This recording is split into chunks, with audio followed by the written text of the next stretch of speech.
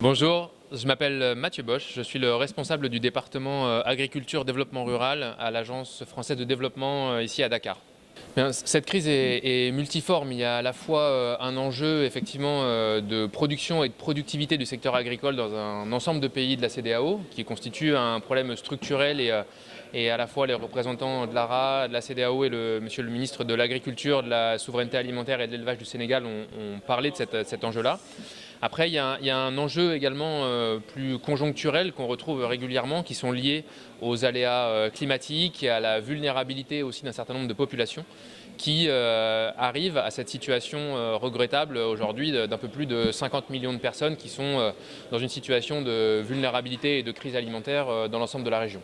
Donc la réponse doit nécessairement, en tout cas telle qu'elle est proposée et telle qu'elle pourra être accompagnée par les partenaires techniques et financiers, doit être de plusieurs ordres. À la fois un travail sur les stocks de réserve permettant d'avoir une réponse rapide pour faire face à ces aléas et à ces situations critiques, et un accompagnement et des financements de l'ensemble des pays sur l'augmentation de la production et de la productivité dans le secteur agricole, permettant de renforcer aussi la production dans ces différents pays.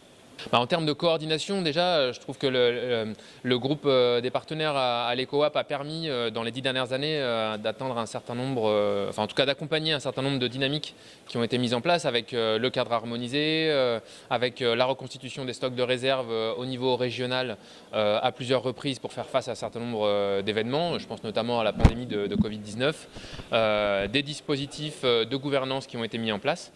Maintenant, il y a encore un grand nombre de défis devant pour renforcer cette coordination avec un grand nombre de partenaires et notamment, je pense, avec les acteurs de l'humanitaire qui interviennent aussi lorsque c'est nécessaire dans les zones rurales. Et là, il y a un enjeu de coordination à renforcer de manière importante. Alors, à plusieurs échelles, l'AFD intervient déjà au niveau régional, comme je l'ai indiqué, dans le cadre de son partenariat avec la CEDEAO pour la reconstitution des stocks de réserve. Donc, il y a eu deux phases depuis 2014 d'accompagnement à l'ARA, au réseau régional, à la restructuration des stocks. Et après, dans chacun des pays, l'AFD intervient avec des financements en prêt ou en don pour accompagner le secteur agricole. Par exemple, au Sénégal, pays qui nous accueille aujourd'hui, l'AFD mobilise à la demande de l'État du Sénégal un ensemble de financements d'un peu plus de 200 millions d'euros pour accompagner la production risicole dans la vallée du fleuve Sénégal, dans le tiers sud du pays, l'accompagnement aussi aux cantines scolaires et à la distribution de repas pour les élèves dans les différentes écoles, et l'accompagnement à différentes filières, notamment la production de maïs, de bananes, etc.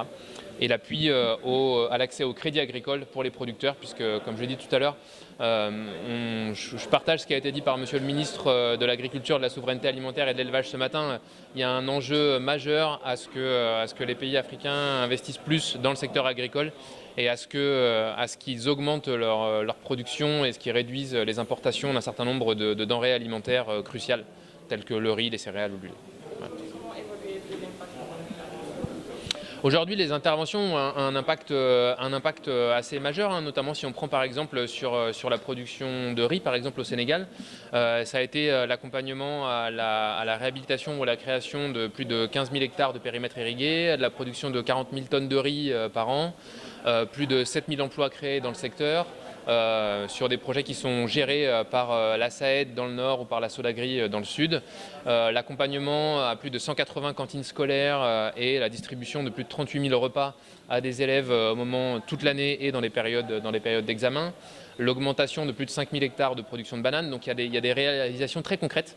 Après, on peut toujours faire mieux et il peut y avoir encore plus de résultats et d'impact. Donc en tout cas, c'est l'engagement qu'on prend au quotidien dans l'appui avec les maîtrises d'ouvrage nationales qui sont en première ligne pour la mise en œuvre de ces programmes que nous venons soutenir financièrement. Pour ce qui est de la coordination régionale, effectivement, l'AFD joue depuis 2020 le rôle de chef de file du groupe des partenaires de l'ECOWAP, qui regroupe tout l'ensemble des partenaires techniques et financiers, donc avec un cadre de dispositions qui s'harmonise. Il y a encore des efforts à faire, notamment pour arriver à ce qu'il n'y ait pas de duplication entre les appuis qui sont faits au niveau régional et les appuis au niveau national. Donc là, il y a vraiment un enjeu à ce que en tout cas, l'ARA et le réseau régional jouent cette tête de fil via la CEDEAO pour arriver à mettre en place cette planification stratégique et qu'ensuite les appuis plus nationaux ou localisés viennent s'inscrire dans cette dynamique-là. Donc ça, c'est un vrai enjeu. Et puis, comme je l'ai dit tout à l'heure, avec les acteurs de l'humanitaire aussi, il y a un axe de collaboration qui démarre. Et là, j'espère que ces 3 jours permettront de renforcer cette cohérence. Merci à vous.